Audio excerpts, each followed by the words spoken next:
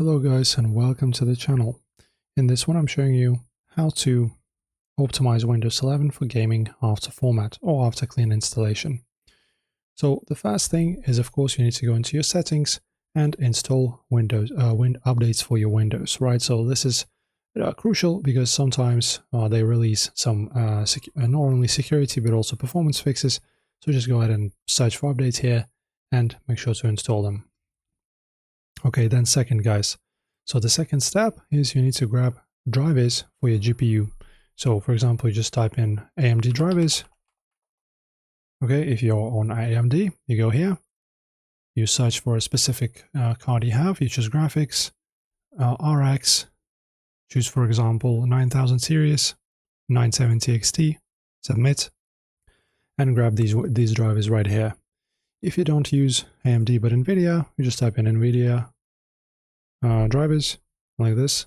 Alternatively, you can just grab the NVIDIA app if you want.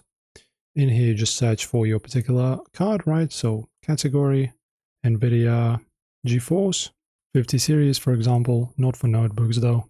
All right.